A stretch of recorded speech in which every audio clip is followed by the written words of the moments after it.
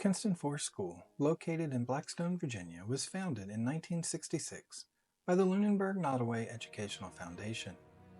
Research indicates it was established as a private coeducational day school for grades 8 through 12, initially acting as a high school for students from the Cambridge Day School and Blackstone Day School. Historical sources suggest it was part of a broader effort in Southern communities to create segregation academies, avoiding public school integration following the 1954 Brown v. Board of Education ruling. However, the school has since evolved, becoming non-discriminatory and enrolling a diverse student body. And in this film, we'll be looking at the history of Kinston Forest School through the insights of Dr. John Allen, Ph.D. Dr. Allen has been a part of Kinston Forest for well over 2 decades in the role of teacher and historian. Let us turn now to an interview with Dr. Allen as he shares with us the history of Kinston. I am Dr. John O. Allen. I have a PhD in history, and I teach at Kinston Forest School. I live in Blackstone. Well, my first memories of Kinston started just before Kinston was built, because I grew up in Cambridge, and I was here when Kinston was being built. And the year I went to my first year at UVA was the year Kinston was opened. And I found out that the students who were going there had nicknamed Kinston the Cavaliers, spelled with a K. My unique journey at Kinston, I already knew about Kinston. It's not like I was coming in cold. I knew a lot of people who started the school, including the original headmaster, who I admired as a teacher and a coach. And my mother tutored some of the kids at Kinston for 25 years. So I had a very good understanding of what Kinston was about. What led to the founding of Kinston? How far back do you want me to go? There's a lot of confusion in Virginia when the Brown versus Board decision is passed. And a lot of the school districts did not know how to react. The senator from Virginia, Senator Byrd, who was the most influential politician, decided on a program of massive resistance, which means non-compliance. And we had a number of school districts, including one in the county next to ours, Prince Edward, which closed their public school systems. Lunenburg and Nottoway did not. After all the court decisions had come through and the Civil Rights Act of 1964 was passed, then the counties had to figure out what to do. Nottoway took one track, Lunenburg took another track, and Kinston came out of that as to how to deal with this situation. Initially, Lunenburg and Nottoway both had 3 high schools. The 4 towns, Cambridge, Victoria, and Lunenburg, Blackstone, and Crewe, and Nottoway, had small white public high schools. Each county had then a larger black high school, Luther Foster in Nottoway and Lunenburg in Lunenburg. The question is, how do you do this? Some of it was not necessarily involved with the whole process or people being for and against it. How do we do it?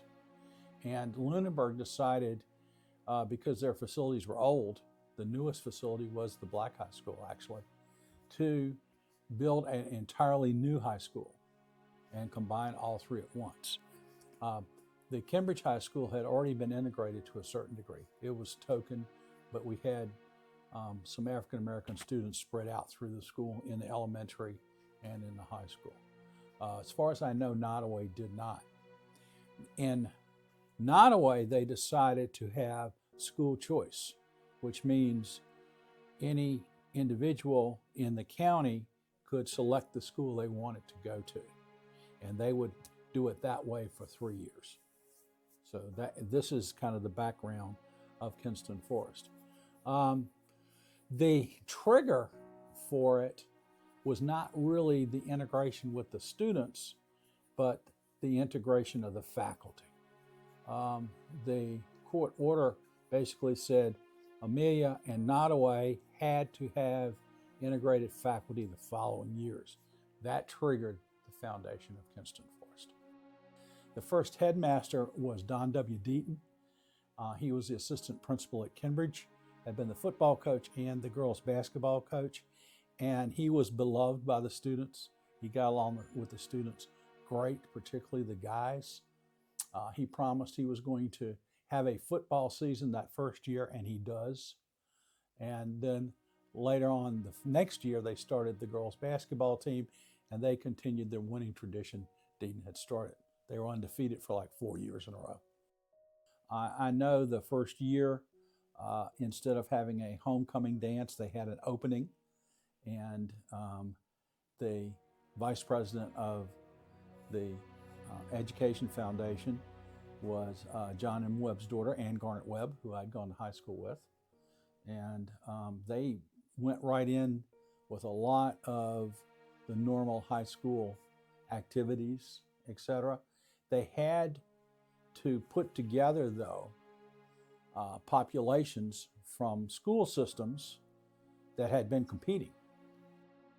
How has it changed as far as segregation or acceptance of African Americans? Initially, when kids came here, the faculty and staff knew they were coming here expecting some rigor.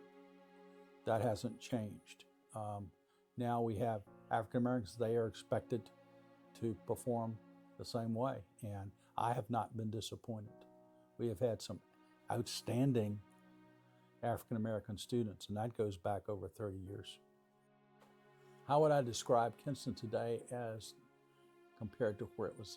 In some ways, it hasn't changed.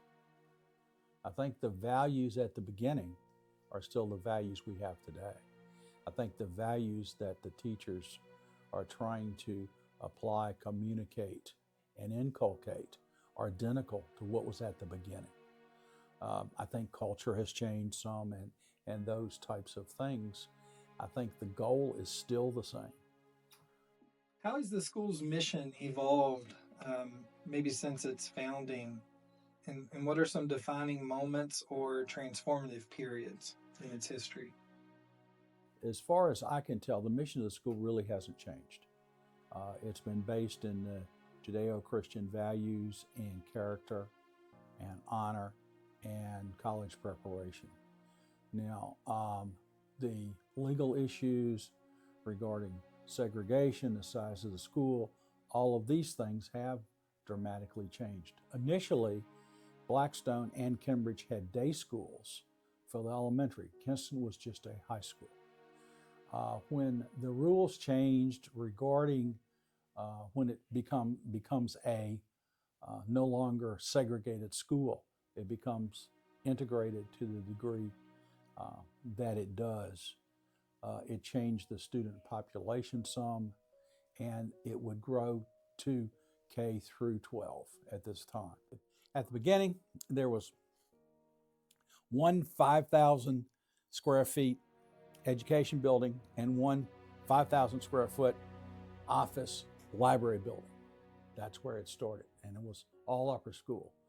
3 years later, because the student population was growing, they built another 5,000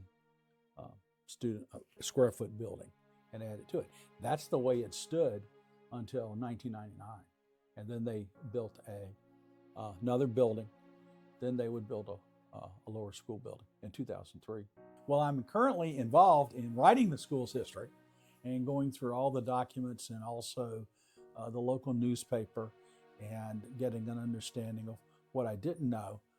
Initially, many of the students who came here the first year were kids I had gone to school with or knew socially and through athletics. So Kinston was very familiar with me. I was very familiar with Kinston. COVID was a challenge. I think we met the challenge head on. The head of the school did an excellent job of creating a lot of flexibility. I know, unlike other teachers, I came to school every day, and they let me come to school every day, and I did all my work here. If it was the virtual reality of what, but we only went virtual part of one semester and then had regular sections. We had a few breaks in between if something specific popped up, but we were able, for the most part, to continue to have in-person classes during most of this period of time. And I think it really paid off. What challenges does Kinston have? I think the biggest challenge is going to be, how do we embrace technology? What parts do we use?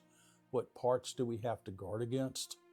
I think the goal of the faculty should always be to keep the original goal in mind. We want to prepare our students to go to college if they so choose, and have enough rigor and the type of curriculum that will allow them to do so.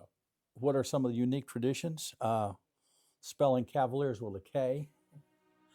We used to have one of the families who was a horse family would have a horse that would come to the football games that would basically parade up and down dressed as a cavalier and swinging a sword. We have a number of the traditions that fall into that category. Some have come and some have gone, etc. What direction do I think Kinston should take? I think build on the success that it already has, keep the values it already has. I'm not so sure it should grow too much. One of the advantages that Kinston has is a family type atmosphere, and the size of the school determines that. One of the hardest things to do, and I experienced it in the business world, is to have something that grows really fast and be able to manage it well. I have a very positive view of Kinston from the beginning. And I had taught in college. I had lived in various communities, and I thought Kinston was fulfilling its role very well and has continued to do so. Obviously, you have different bumps in the road and different circumstances, but it seems to me Kinston's on the right track. Everything that I learned in the business world and everything I've observed in the academic world says you've got to have good leadership. As long as we have good leadership, we will be in good shape. You mentioned Mr. Deaton as the first head of school and Lori Bacon is the current head of school. There clearly have been a string of head of schools in between. Could you talk just a little bit about some of those and the transitions and how the school has changed throughout the different headmasters? First headmaster when I was here, who basically hired me, was Alan Barr, who you know quite well, who I thought was very good. We then had a series of headmasters who were less than effective. It affected the school. They did have very good values and emphasized character, Judeo-Christian values and stuff like that. Their problem was relationships with the students for the most part. And I think it's very important to have a head of school who can keep good relationships with the students. That's what I have seen. We're lucky we got through some of it as well as we did. We're very lucky we have the head of school we have today. We're lucky we had the head of school we had when I first came here. How do we keep the historical legacy? I think it's just the way we've been doing it. Try to remember where we came from. And the original goals were very good. And they're very explicit. They're in the paper and stuff like that. And I think we've largely fulfilled those. What is the most enduring lesson? Character. Character. Character. If you could sum up the spirit of Kinston in one message for future generations, what would